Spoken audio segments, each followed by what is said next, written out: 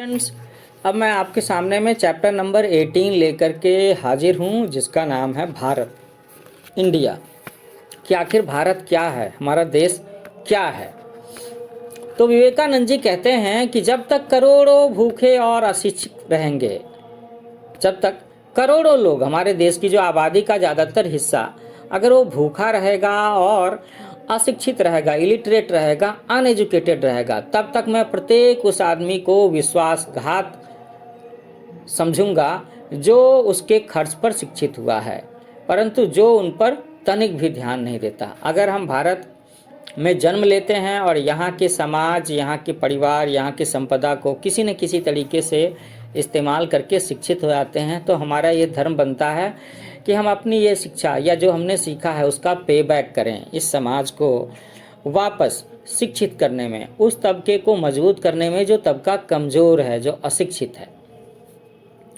तो वे कहते हैं कि वे लोग जिन्होंने गरीबों को कुचल करके धन पैदा किया है और अब ठाठ बाट से अकड़ कर चलते हैं, यदि उन 20 करोड़ देशवासियों के लिए जो इस समय भूखे और असभ्य बने हुए हैं, उनके लिए अगर वे कुछ नहीं करते तो वे घृणा के पात्र हैं।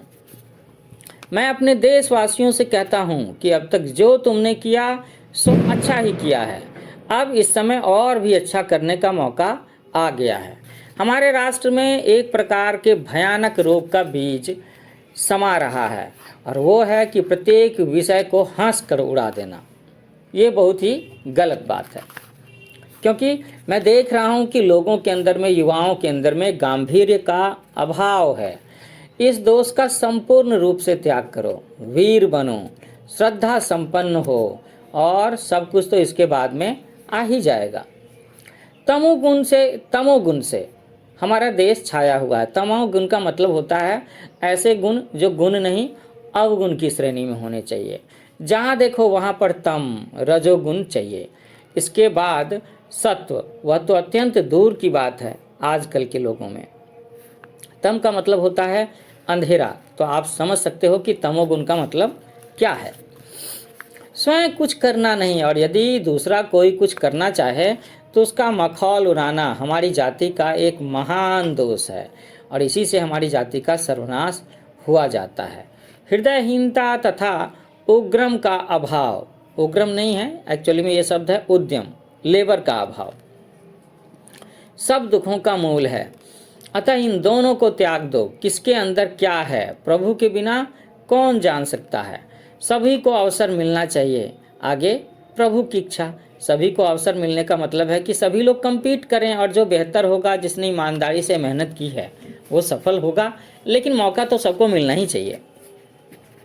विवेकानंद जी आगे कहते हैं कि हमारे देश के लिए इस समय आवश्यकता है कि लोहे की तरह ठोस मांसपेशियों और मजबूत स्नायुओं वाले शरीरों की आवश्यकता है। इस तरह की दृढ़ इच्छा शक्ति संपन्न होने की कि कोई इसका प्रतिरोध करने में समर्थ ना हो। तो इस बातों के जरिए Vivekananda G strong will power की बातें कर रहे हैं। वो कहते हैं कि आवश्यकता है ऐसी अदम्य इच्छा शक्ति की जो ब्रह्मांड के सारे रहस्यों को भेद सकती हो।